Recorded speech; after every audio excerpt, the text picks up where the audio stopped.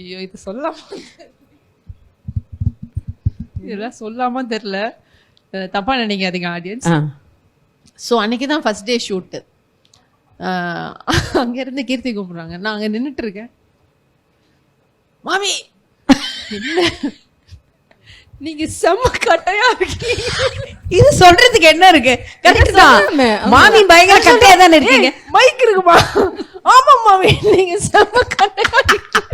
நான் first day பார்த்துட்டு சொன்னது அதுதான். பிகாஸ் நான் மேம் ஃபர்ஸ்ட் டைம் அங்க இங்க பார்த்துருக்கேன், பட் நேர்ல பக்கத்துல பார்த்ததில்ல. அண்ட் ஒர்க் பண்றேன். And I thought she's very good. She's maintained so well.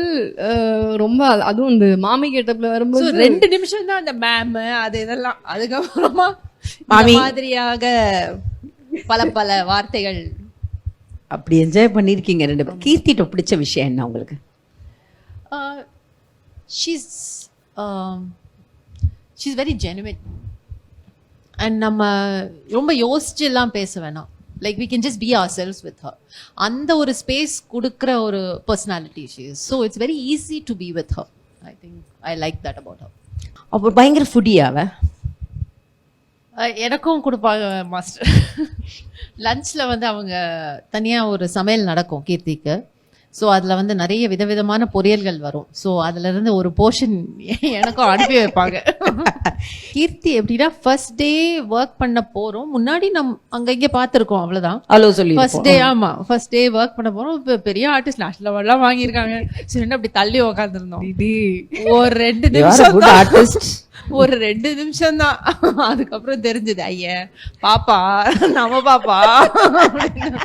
She is one of the most humble and very easy to work with.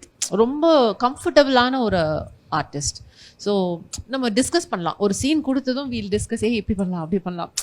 இந்த சின்ன குழந்தைங்க அந்த அளவுக்கு ஒரு எக்ஸைட்மெண்ட் இருக்கும்.